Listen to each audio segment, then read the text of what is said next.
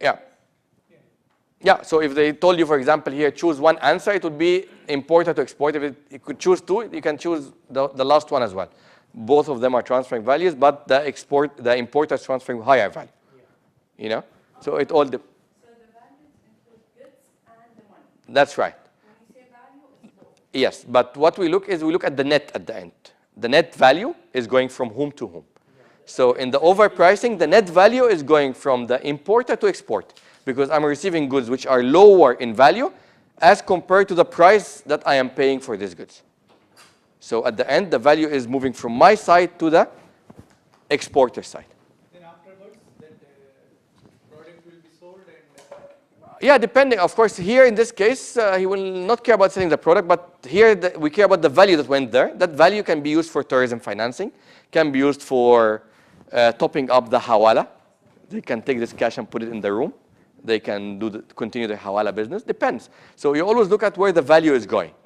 Or it can be, for example, for moving value outside the US. Of course, here we're talking about the US, so we are taking value outside the US. And this is a good example. I have 1 million in the US. I want to take the 1 million out. How will I do it? 1 million to Mexico. I want to send 1 million to Mexico, let's say. Good? So what would I do? Very easy. I will take this 1 million. I buy 200 Rolex watches. Okay? Each watch is $5,000. Isn't that cheap for a Rolex? 5,000 into 200, it's a 1 million. Great? So now I converted my 1 million into watches. That US firm will export the 200 watches to the foreign firm at a $5 per watch. I have a question. This is something that I wanted to clarify. I was going through this. Yeah. So those 200 watches are not Rolex watches, they're ordinary watches. No, here there are 200, they are Rolex, real Rolex. When That's point number 2. Point number 3, US firm sell and export 200 watches yes, to foreign firm. yeah, as a replica. Okay. Replica, I will put in the invoice. These are replica, let's say grade 2 Rolex watches. Okay. So the price per watch is $5 only, not 200. Not 5,000. No, 5,000. They are the same 5,000 watches, Yeah. but 200 watches. Okay, but 200 here, I multiplied it into 5, not 5,000. Right. So the 200 Rolex here are 5,000 per Rolex dollar. So $5,000 per watch into 200 watches, you get 1 million. 1 million. And then I will then sell these 200 watches at $5 only per watch, because it's not a genuine Rolex watch in the invoice. so you're under invoicing. Here under invoicing, yes, that's what I'm saying. So here, the invoice value is lower than the real goods shipped. So that's underpricing. And in underpricing, the exporter is moving value to the importer, because the exporter is sending high value goods higher than the price he's getting in return. So in overpricing, importer sends value to the exporter. In underpricing, exporter sends value to the importer. Basically, he's moved an asset worth the value of so and so amount That's right. at a very nominal cost of just 1,000. That's right. So what will happen now? The importer who received the watches, he will sell them at half price. 2,500 per watch to sell quick. How much I paid for it? 5 per watch. There is a difference? Yes, I will use this money for anything. But then, again, the person will be at a loss, right? Because he's bought each watch for about $5,000. He's a money launderer. He doesn't care about losses. That is the cost of Yeah, yeah. Money launderer doesn't care about losses. That's the golden rule. Always. I have 1 million. If you give me 500,000 in a bank, you are my man. Thank you very much. You've done me a great favor. I don't care about that. It's Now here the responsibility, if you identify, the whose responsibility is that the US authority. so many people, not only Riyadh. No, it's the responsibility of the bank here, bank there. It's the responsibility for the ports, export and import. It's the responsibility of the TTUs, trade transparency units. It's so many people's responsibility. That's why I'm saying everybody's relying on the other party. The bank, they say, well, it's the port. The port saying, no, it's the bank. The port and the bank, they say it's the TTU. You know? So, Documents, yeah, I don't care. Should I go to the port and see what's there? No, it's not my job. Overpricing and underpricing is a way of money. Of course, yeah, yeah. This one is under invoicing, the other one is over. Over invoicing, the first example that I gave for the cement. I can give the overpricing, it's here. This is the overpricing. So here I have the same 1 million in the US. I want to do an overpricing here. So in this case, I will ask the foreign firm, because I still want to take the value out of the US. So I cannot do overpricing here. Otherwise, I will get money in the US. I still want to move value from the US. So in this case, if I want to do overpricing, I will let the foreign firm do the overpricing. So again, the value will go out of the US. The main focus here is to move value out of the US. Okay? So the foreign firm here will buy the products. They will buy 10,000 pencils. Each pencil is 10 cents. 10,000 into 10 cents, that's $1,000. So what is the cost? $1,000. The foreign firm will sell the 10,000 pencils at $100 each. What pencil are made out of gold plated? I will show you even worse things. Okay? Magic pen. So 100 into 10,000, that's 1 million. So in this case, the US firm will receive pencils worth 1,000. They will pay for it 1 million. Same value moved out of the US. Okay? You are surprised about this? Look at this. You will get even more surprised. These are real LCs. These kind of things are common we see here as well. Yeah. I mean, I've actually seen over-invoicing, and that was something which we received an STR out here. Yep. And I was reviewing it. In fact, the reporting bank failed to identify that as an over-invoicing.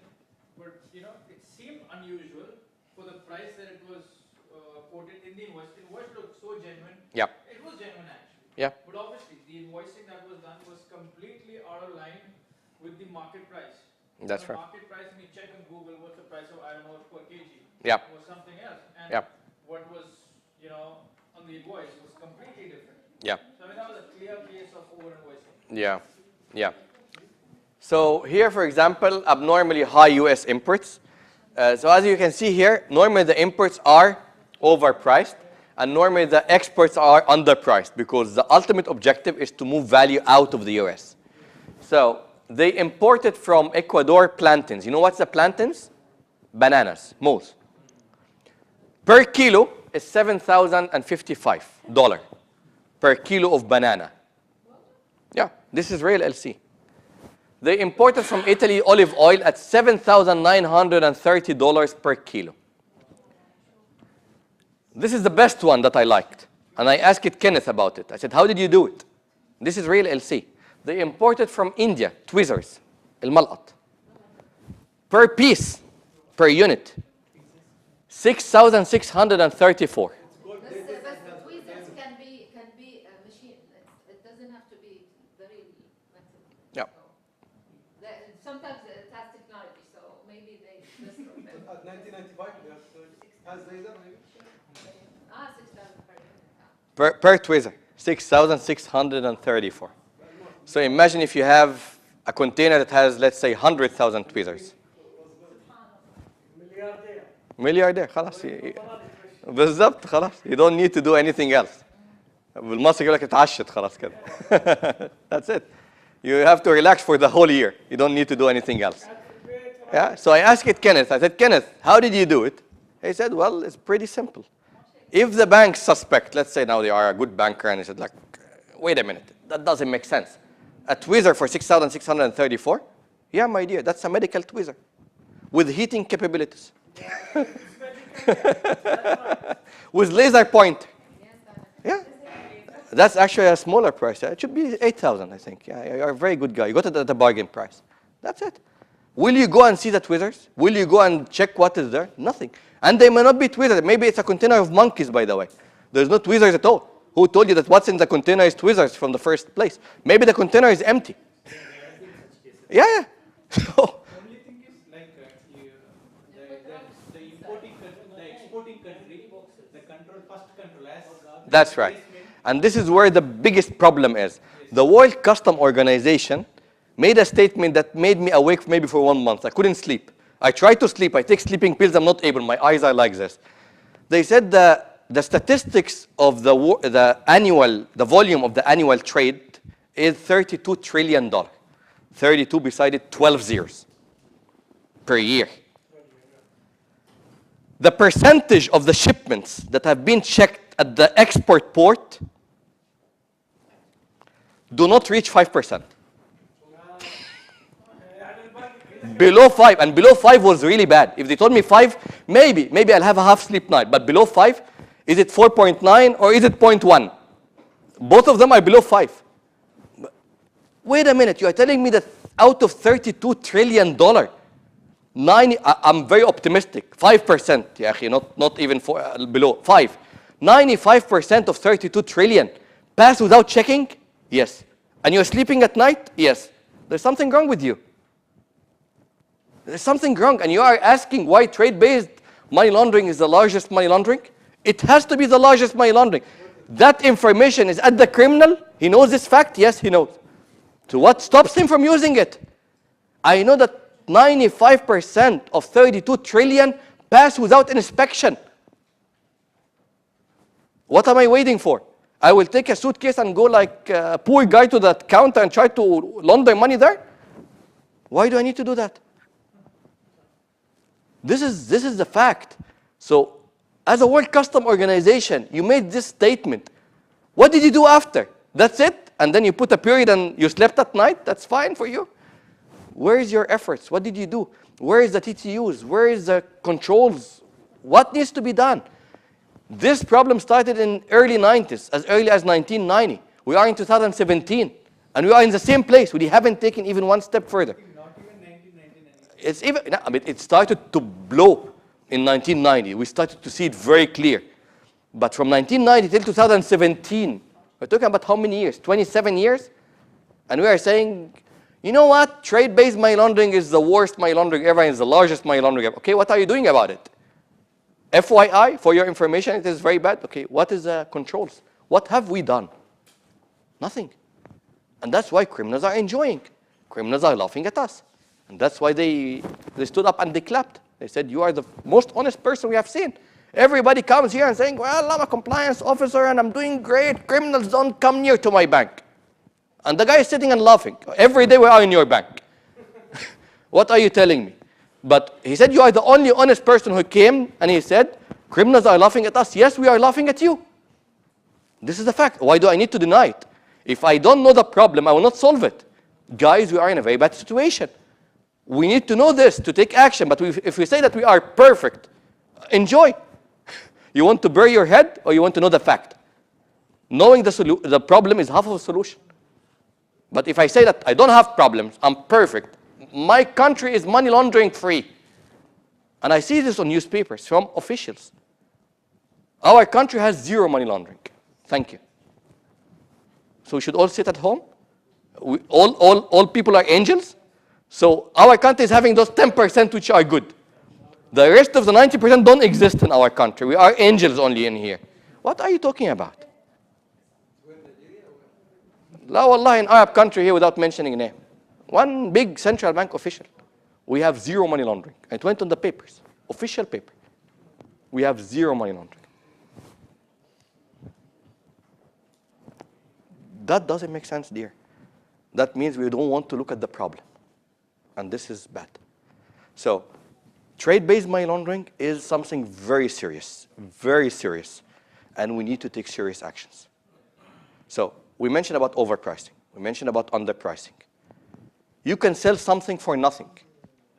So that means on the invoice, I'm putting any goods, but the container is empty. There are no goods. Of course, in this case, I have to pay something for the people in the port to tell me wonderful products. MashaAllah, Rabbana barik lak. Yeah, wonderful. That's it. Or the other way around. I will sell nothing for something. That means, yeah, or something for, yeah, exactly, or something for nothing. So I'm selling goods, and I will put that these are free samples. The value of the invoice is zero. Free samples. But you cannot send free samples every day. No. You can do something, and this is something I saw with my eyes. all the shipments of meat to the hotels, 5 stars, are free of charge. Can you imagine? Meat. I will tell you how. This is the corruption of the corruption. Sorry, all the shipment of the meat? Meat in hotels. That's why I never eat meat in hotels. Yeah, because I was into these operations. So what is the other? What do they do? Look at the corruption. Look what world we are living in. People are living without any kind of ethics. I don't know how they will stand in front of God. Really. In Europe, the health laws and regulations, the health compliance is different than ours. So there have a very strict health regulation that the meat before a certain before a period of its expiry, they need to start processes of getting rid of it, disposing of it. If you don't, you are violating the law. That procedures are very costly. To destroy this meat and get rid of it, you will pay money. Okay? But there's a different option. There are countries who don't have health regulations, or the health regulations is relaxed. I don't want to say lax also so that nobody will hate me. Relaxed. So I will call up a country, Egypt, Qatar, Bahrain, any country. Guys, I have a special offer for you. I have 100 tons or million tons of meat free of charge. You only need to pay the shipping cost. But the meat, free. Totally free, zero. You don't pay anything. Just you need to pick it up from my warehouse to your place and enjoy. Who's the best buyer? Hotels. So they will go and buy all this, and the invoice is zero. So why am I making LC? Because of the shipping cost. Shipping, insurance, whatever is around the goods. But the goods, free, zero. I saw the meat with my eyes. Trust me. And 5-star hotel, without mentioning the name. 5-star hotel. I was in the headquarters, and the warehouse, you need to take a bus to go there. So, of course, to be able to enter the fridge, they have to turn it off one day before, and they need to open the door. Because it's 45 degrees below zero. So if you enter there, you will freeze straight away. So unless they do this, you cannot enter. So before I go for seeing that, they had to turn off the fridge one day before. And they need to open the door for 4 hours. So that when you go, it's minus 12. You can survive, you can walk still. Cold, but you can walk. But minus 45, I will go and I'll be like this. When they opened the door, I could smell around 10 kilometers away a smell of a sewage factory. Sewage factory. I said, guys, what's wrong? This is the meat fridge. And when I entered inside, it's like a block, it's like a rock. Like you can knock on it. Cubes, and they cut it with a chainsaw. I said, guys, how this can be on the table and how people can eat? They said, well, all the Arabic spices and everything, and, you know, our stomachs can eat anything. And that's why when you go to make any wedding, any event, conference, wedding, I know this because I'm making conferences, the first main dish standard is meat. Because it's free. Well, I don't want meat, I want turkey. You will find the bill sky high. Why? Was the meat for free? Yes, the meat was for free. But nobody will tell you. Turkey, shrimps, anything else except meat, chicken, it will be different. But meat, that's the standard dish. Because they're getting it for free. So they're making 100% profit margin. That's how it is. So that shipments are coming daily. How many hotels and how much shipment daily? Zero. So I can use that still for laundering money, moving values. That's the same thing. So when you are in the real world, you see disasters. And that's why I know one of my friends, he's a hotel manager. He says, if they kill me, I will never eat in my hotel. Why? Because he knows. He said, if they kill me, I will never eat. It's not about any restaurant, all like this. But actually, when in case of where the health regulations are good, when even we saw in the so if the health regulation is good, when this kind of food products will go, the first country which has the good health conditions, they will go and they will pick randomly, like 10 samples out of this, and they will send it to the lab. And if that is not up to the standards, that's what's supposed to happen. But when you're dealing with a very big hotel, they can buy the people.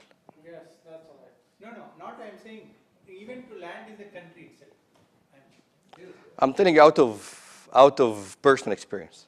I see how it lands, how the people who make it pass they get, how the hotel gives to the municipality, everything. They're big people. Like imagine, for example, it's Atlantis here or Jumeirah Group. They cannot get this in. Just a simple question. Jumeirah Group, Atlantis, Raffles. Can they get it or no? This is pure money laundering. This is pure money laundering.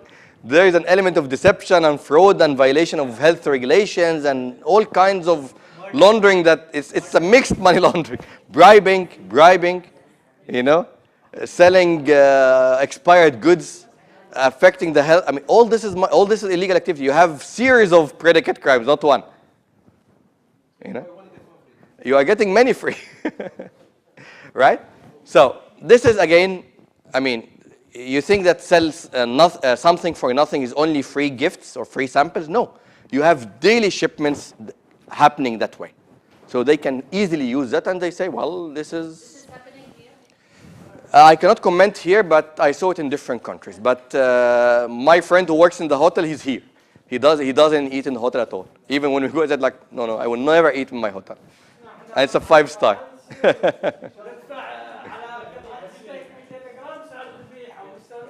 بالظبط, and it's coming to them free. Expired. يعني in the LC, and by the way, the good thing is if you eat the LC, you will kill yourself because it's mentioned there that it is not suitable for human consumption. It's mentioned. يعني in one, even I went into details, they're telling you the percentage of rotting, like it's rotten already, how much, parasites, how much, like it started to rot, it started to deform.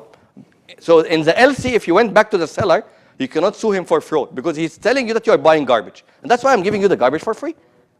Come and take it. That's it. So everything is mentioned. The percentage of the worms, the rot, everything is mentioned in the LC. Clear. Yeah. So you cannot come and sue him. He said, like, you know, you give him. I said, why am I giving it to you for free? Because it's not suitable for human consumption. No, still, I didn't touch black market peso exchange. We are still in trade-based money laundering. Okay, so now we mentioned about 4 ways. Overpricing. Let's take it one by one. Overpricing, value, goes from importer to exporter. Underpricing, exporter to importer. Sell something for nothing, exporter, importer. Sell nothing for something,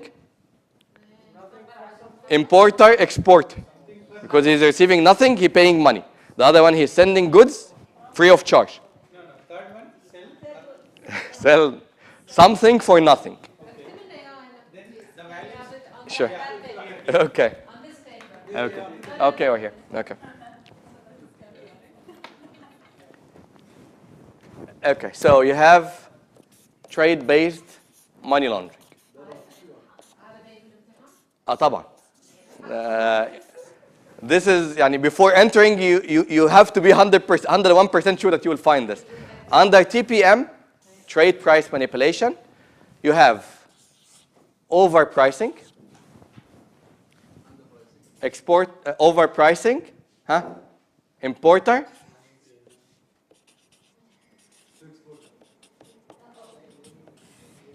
export. We are here all talking about value. Value moves from to.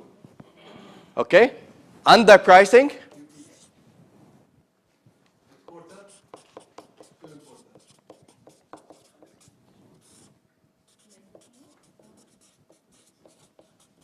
Okay? Then we have sell something for nothing. Exactly. Exporter, import. Sell nothing for something. Importer, export.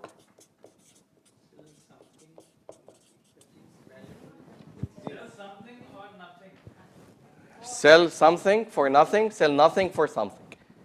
Which does not have value, we are selling the high value. Yeah. Okay? Nothing for something, selling an empty container. Container فاضي. And the invoice is having anything. It's anything. لعب أطفال, toys, anything you can put in the invoice. Yeah, anything. Okay? So that's 4 ways. We can do overstatement of quality. So, quality. That means the quality gets screwed up. Yep. In this case, I will send a container. It has lead bars. And I will put in the invoice gold bars. The quality of good is much higher than the quality of lead. And that would probably fall under quality over time, fall under different services provided as against request. I mean, I think a better example would be like, so this is a very common, regular rice, the thick rice. Yeah. Versus the basmati rice. Yeah, for example, yeah. Basmati rice is, significantly Higher in value, exactly. and, Yeah. although it's rice. Or in quality, yeah. Obviously, one is of inferior quality, the other is of a superior quality. That's right, that's right. Yeah. I think this gold and copper are two different commodities altogether. Yeah, yeah, exactly. So here, when the overstatement of quality, then importer to exporter. Understatement of quality, exporter to importer. So how many now? 1, 2, 3, 4, 5, 6. We have 4 more. Okay? Over and understatement of quantity.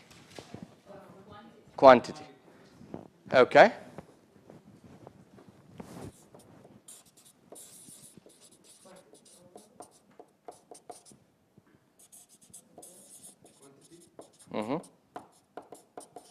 Same.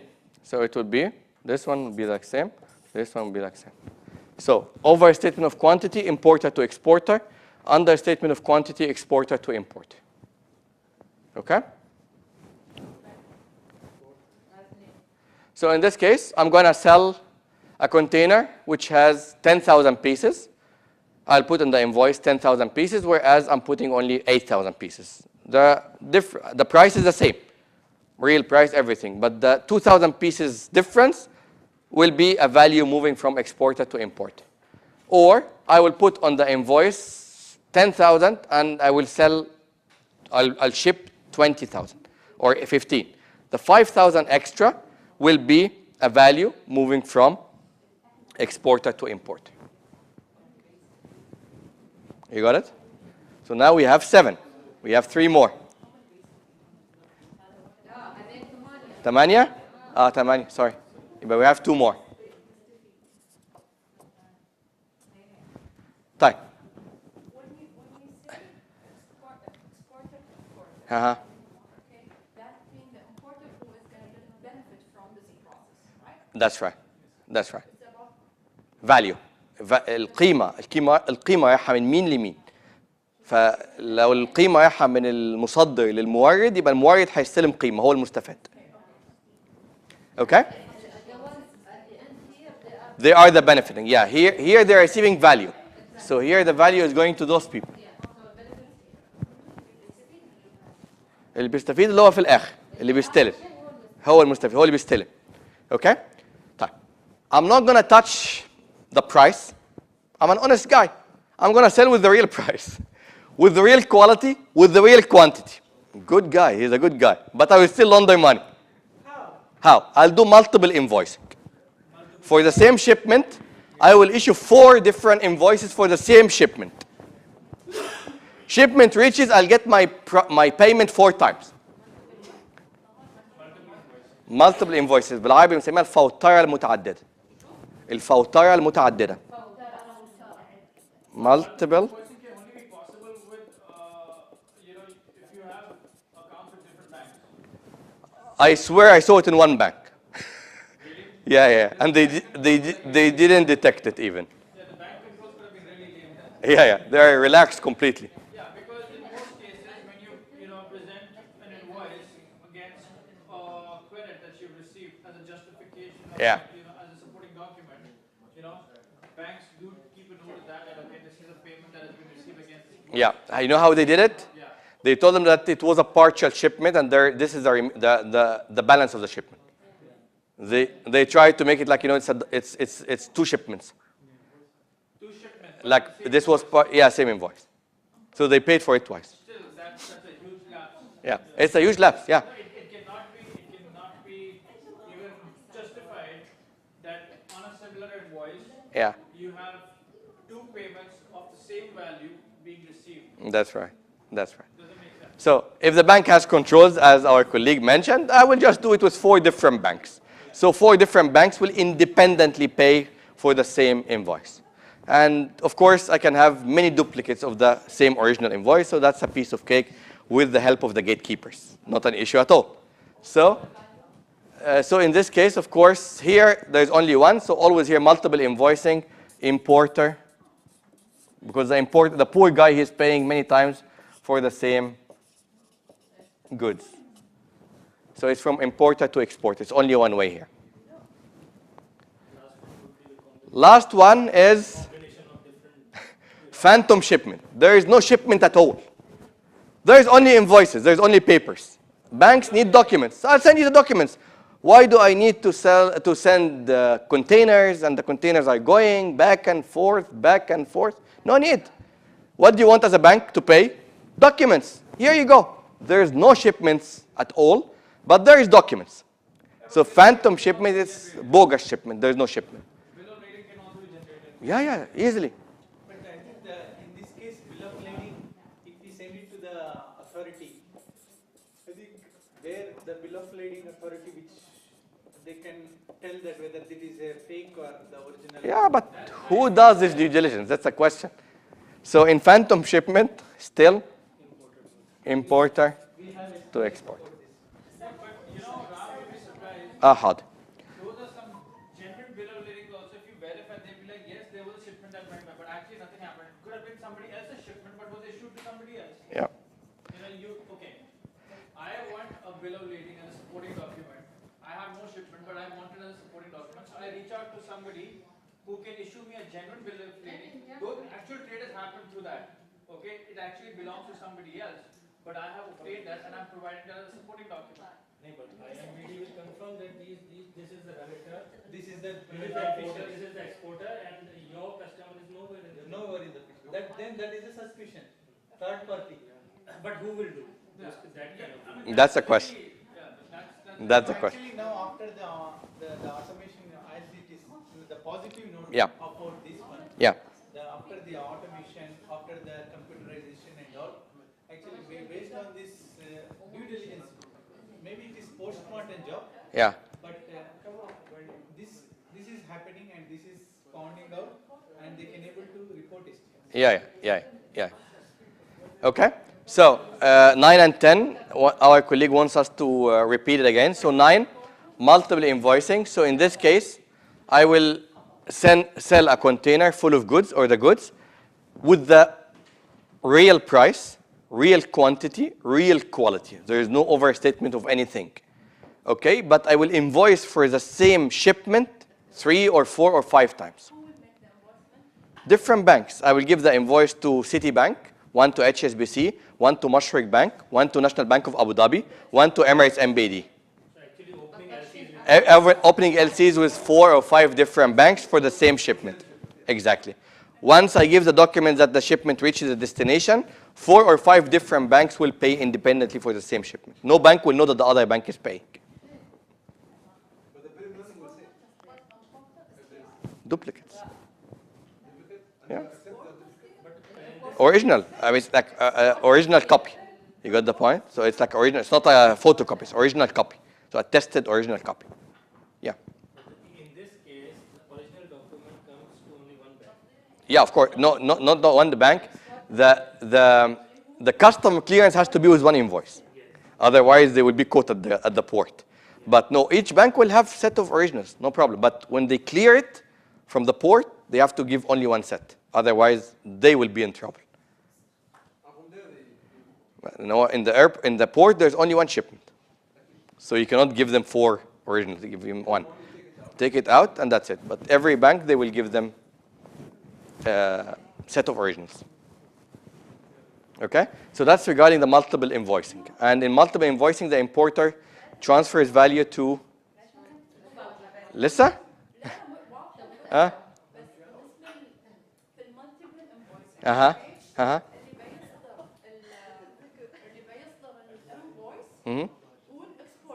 مظبوط الامبورتر عشان كده الامبورتر هيدفع كذا مره فعشان كده الفاليو هتطلع من الامبورتر للاكسبورتر لانه هيدفع 4 مرات صح تمام اوكي طيب a phantom shipment there is no shipment at all there is no shipment there is no nothing I will give the documents to the bank and the importer's bank will pay to the exporter's bank and there is no shipment at all so again here the value is going from the importer to the exporter okay phantom shipment اللي هي الشحنه الوهميه الشحنه الوهميه تمام Which one is the most common it depends on what are you exporting like if I'm exporting technical goods I'll go for over and under pricing they will not detect yeah over and under pricing is very most common yeah software example yeah from India yeah you buy it here yeah and software costs like 100,000 exactly yeah exactly nobody will know nobody will know that's right okay so I gave you just 10 different ways of laundering money through the trade based overpricing underpricing sell something for nothing sell nothing for something overstatement of quality understatement of quality overstatement of quantity understatement of quantity multiple invoicing phantom shipment again as I said and these are examples here the other ways here from the imports in the US they imported from Singapore bulldozers عارف البلدوزر بتاع البناء $274 per bulldozer so if you have $1,000 you can park 4 in your garden that's what the money launderer said so if the bank caught it well it's a toy bulldozer it's a plastic one nobody will go and see they also imported from Honduras the shotgun barrel براميل البارود the whole barrel is for 6 cents عرض خاص special offer from Peru they imported the ballpoint pens the whole container that has 100,000 pieces 84 cents special offer as well why because here again I still need ده سعر الواحد لكن the whole container at the price of 1 special offer today buy 1 get 1 million free that's right yeah okay so this is the trade-based money laundering of course if you talk about red flags we can meet same like today next year and we are still talking about red flags you know huge red flag but I'll give you some out of the box shipper the exporter and importer unrelated business red flag exporter importer related business but the shipment is not related to both of them or to one of them exporter that size importer that size shipment that size not in line with the financial capacity shipment that don't make sense I got 2 shipments they were very funny I will never forget them all my life a shipment of raw diamond from Belgium to South Africa in Egypt we say nah Belgium doesn't have diamond mines South Africa don't have polishing factories it should be the other way around the mines are in South Africa you ship it to Belgium to get polished it's going the other way around shipment of mobile phones from Nigeria to Dubai Doesn't make sense. Another 2 shipments also was shipment of cotton from a non-cotton producing country to Egypt. Cotton al-Masri, Egyptian cotton is the best in the world. So Egypt is importing cotton, and from a country that doesn't produce cotton. Right? The one I told you, shipment of railway lines from a country to Kuwait that doesn't have, that was back in 2004. In 2017, Kuwait still don't have trains and not planning to have trains. So I don't know what the shipment in 2004 was going to do. Railway lines. خطوط سكة حديد. See, you have to understand, somebody have personal fantasy, private fantasy of building monorails in the Inside their home. But they were good to cover whole Kuwait, by the way. And I think even Saudi Arabia also, because there were lots of, it's not only Kuwait, thinking too much for Kuwait. One of our Indian ministers, he had actually built a monorail in his farmhouse. Yeah, So you have these crazy people, you know, with all sorts of fantasies, that's right. creating stuff around. Yeah, everything is possible, you know. Right, so that's trade-based money laundering. Again, lots of other red flags. Shipments coming from going to high-risk countries. Shipment coming from going to countries of prime money laundering concern or terrorist financing countries. Lots of multiple amendments to the LC. That's a red flag. LC keeps on being amended. Shipment passing by a blacklisted country. Like I would have a shipment originating from Egypt going to Kuwait, but transiting in Syria. In US dollar, it's a problem. Shipment of dual-use goods. That's very, very serious. Dual-use goods. And زي الكتان. بذر الكتان ممكن يصنع بيه قنبلة. فالكتان dual-use good. Many people say بذر الكتان. It's like, you know, the seeds, flax seed, it makes oil. But that oil can be used for explosives. So it can make bombs with it. So that's a dual-use good. So you need to go and check what is dual-use good. Of course, uranium is very, known. Nobody will say that it's not known. But بذر الكتان, it's a surprise. Not many people know that it is used for, you know, military purposes. What else? Yeah, in multiple amendments, normally I advise banks that when there is multiple amendments, with every amendment of the LC, they must do a complete background check and blacklist checking on all the parties again. Why? Because among the amendments, it could be introducing a new party. So you've done the initial background check and blacklist checking at the beginning on all the parties, but with the amendments, different amendments, one party was introduced and you rely that you have done already the blacklist checking initially, so you could end up dealing with a blacklisted entity. That's why I say any amendment in the LC should trigger a full blacklist check. That's a rule. I put it in the system.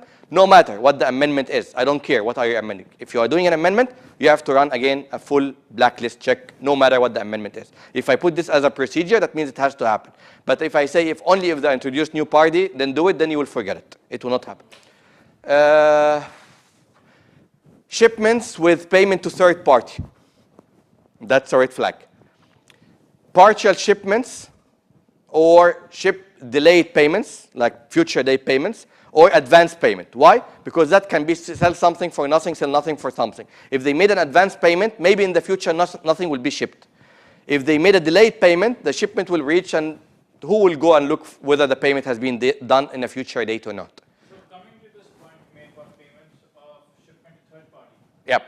That's a very common scenario in UAE. Yep. Because you see a lot of shipments happen from different countries to different countries. However, the local offices Yeah. are based in the UAE. That's for right. various reasons. That's right. You know? Yep. One is to, I wouldn't necessarily say tax evasion. Yeah. But Yep. you know, Let's put it tax optimization. not having to pay that duty. That's right. You know? Yeah. So there are a lot of smart businesses that operate out of UAE Yeah.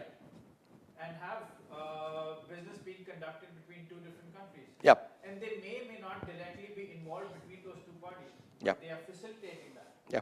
But that is not necessarily money laundering. Not necessarily, it's a red flag. Red flag does not mean it's money laundering. Yeah. So if I have multiple amendments in the LC, that means these people are laundering money? No. Red flag. Red flag means it's worth looking. It's worth looking, seeing what's going on. Or there might be the actual agents in between. Yeah, that's totally fine. I'm saying red flag. I'm not saying suspicious.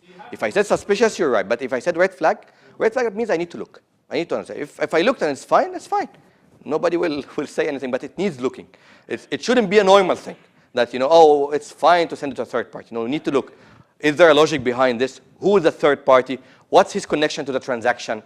Once I do this, do my homework, and everything seems okay, then it's fine. See, one of the very common practices is for the South Asian countries to be trading with or conducting business with a lot of African countries. Yeah.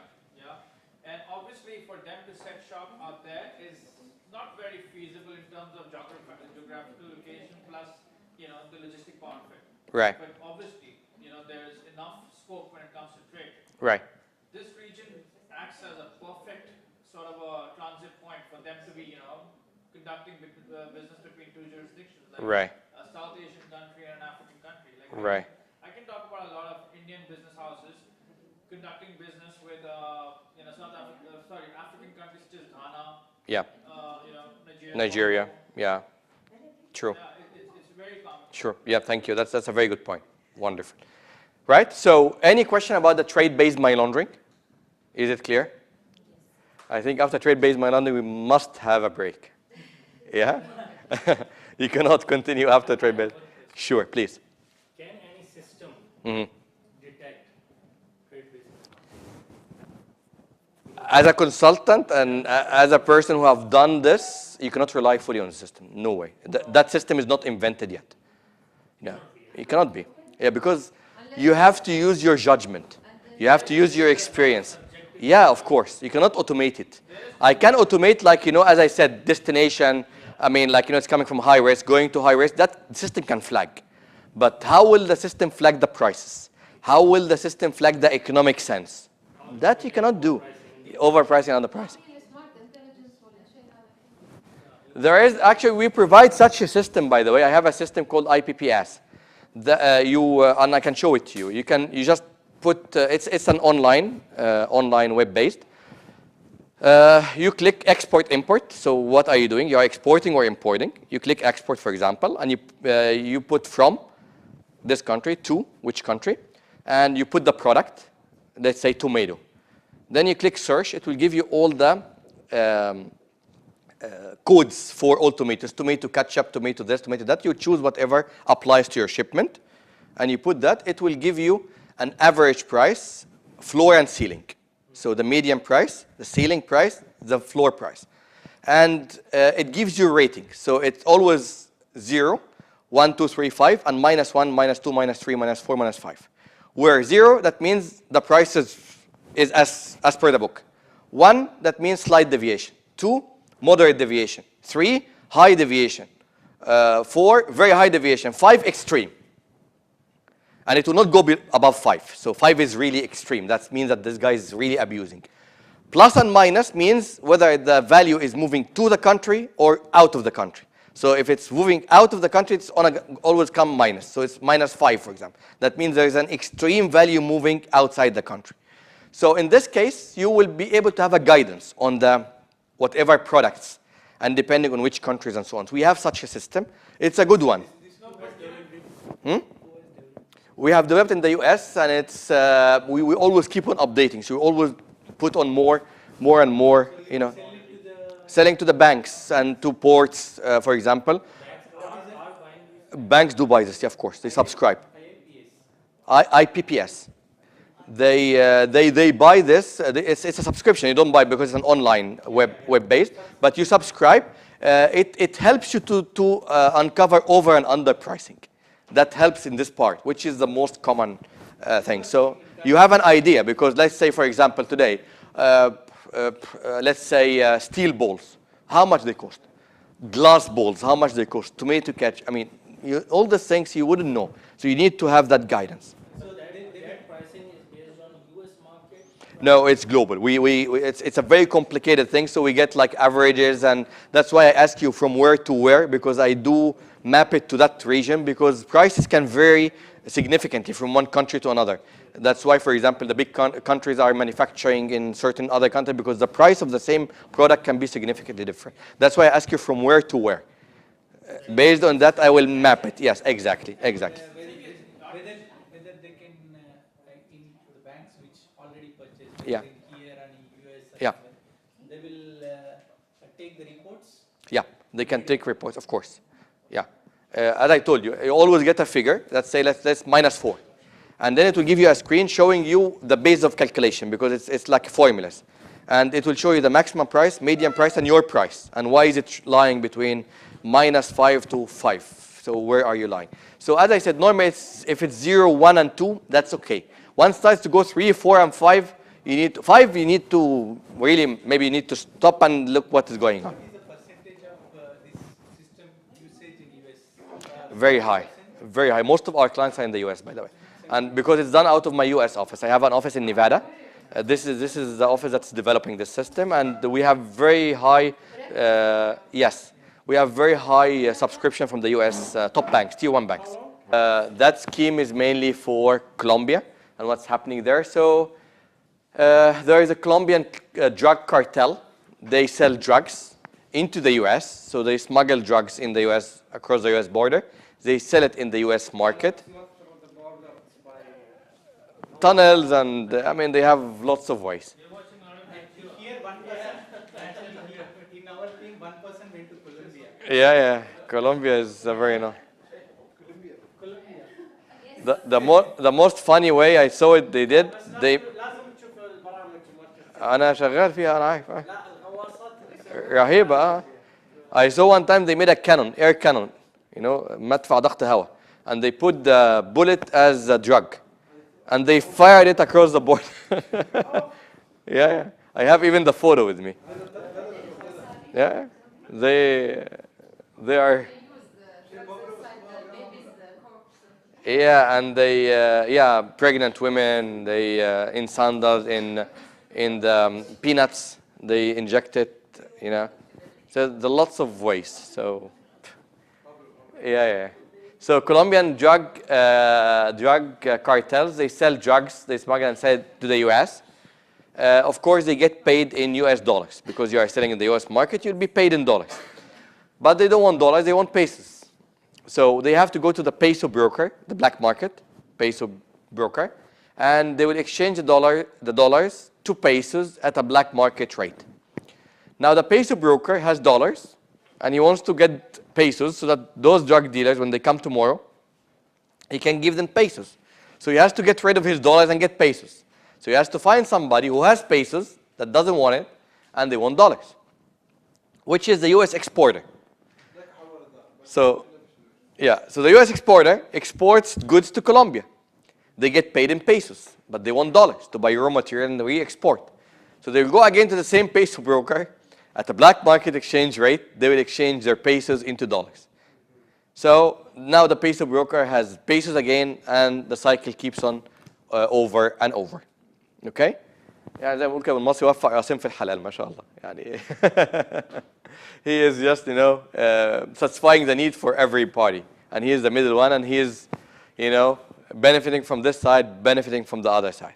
Of course, this side is drug dealers, the other side are exporters who are doing tax evasion, so they don't want to go through the formal channels of the banking system, and that's why they go to the peso broker for better rates and also to evade the IRS. So anyway, this guy is doing that. So that's what we see. And the cycle keeps on going over and over. So These black market visible or they are invisible? the brokers could be invisible. They some of them are known, some of them are not, because many of them, they would have a front business. So they could be, for example, having a textile shop, and the back door is all this exchange. I believe such people, they need to work undercover. They should not be exposed. As I said, even I give example here of UAE, many exchange which are registered and regulated by central bank, they're doing hawala. Maybe central bank doesn't know about it. So what's the hawalas here? are different than exchange as well. Some people are doing Hawaladar are registered with us. I know, but not all of them. No, So some of them are like rats in the tunnels. Receive like an STR on them, so they be. Exactly. Yeah. Yeah. Of course. So they will. We can catch. Not You can catch, of course. You need to trace and you need to catch. But as I said, many people would want to stay in the dark, so they would not want to be exposed. So hawala. Talking about hawala. Hawala idea is very simple. You have a person A in country A, and you have person B in country B. Hawala dar A, hawala dar B.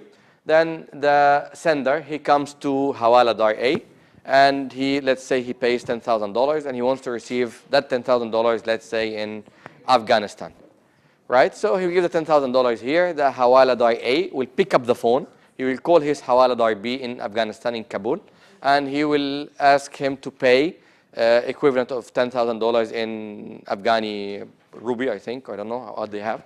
And he will put down of course, he give him the details of the receiver, and he will put down the phone, no audit trail. The receiver will come, he will get the money, and he will leave. No paper trail, no receipts, no nothing. They can use a fax as well, so he can send him the instruction by fax. After the guy pays the receiver, he will shred the fax. No audit trail. The bottom line, you should not keep any evidence against you. So what happens here is that there is two rooms, one room in Dubai, one room in Afghanistan. That room in Dubai is always getting money. That room in Afghanistan is always paying money. And they need to settle. They settle, one of the ways of settlement is using the trade-based money laundering. So both of them, they may have front companies, cement factory, real estate, construction, and they can settle, move value using that trade-based. They can also do that through shipments of gold, diamond. Of course, gold and diamond are the kings of this because they are good means of moving value around. The thing which is very important, may come in the exam, it always comes in the exam. Actually, I have a couple of questions in the exam about this, is when you go to the bank, you are transferring money. When you go to an exchange house, you are transferring money. But when you go to a hawala, you are not transferring money. You are transferring? No. When you go to a bank or any formal financial institution that does remittance, you are transferring money. بتحول فلوس. When you go to the hawala dar, you are not transferring money. You are transferring dots. Fill in the blanks. Value. Perfect. You are transferring the value of money and not the money. بتحول قيمة الأموال وليست الأموال. So you're transferring the value of money and not the money. And that's one of the major differences between the hawala and the exchange house and the bank. Right? So in hawala, you do not transfer money. That's very important. Very important difference. You transfer only the value. Why? Let's look at the EFT. When I go to the bank and I want to make a SWIFT transfer, I will go to the bank. I will fill the transfer form, or I will do it online, whatever. It will go to the operations. The operations will contact their correspondent bank. They ask them to debit the account, their account, and pay the beneficiary. Okay? There is something called the replenishment of the accounts. That means you need to top up these accounts again, right? Because if you keep on paying from your account, the account balance will go down. So you need to replenish that, and that replenishment is accompanied by a physical movement of cash. So you need to ship cash, and there are banks that do this. They are cash movers. They move cash because you need to replenish your balances with your correspondent. So in this case, yes, when I'm doing now the EFT now, at this moment, I'm transferring value because the cash will not fly at the same moment. But down the line, the cash will go. That's why I'm transferring cash. But in the hawala, the cash will never go. Whatever you're paying here in Dubai stays in Dubai. Whatever is paid in Afghanistan has always been in Afghanistan. No cash movement between Dubai and Afghanistan.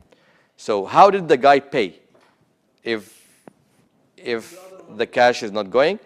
That means same as the sender transferred value, the receiver received cash. If hawala dar A transferred value to hawala dar B will have cash.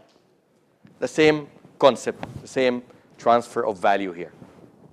So both of us will have fronts and we'll transfer value. Where I want to transfer value from Dubai to Afghanistan, Okay, if I am an importer, I will use,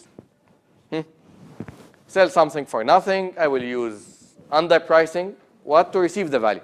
If I am the exporter, I will use the overpricing. I will use sell nothing for something, and so on.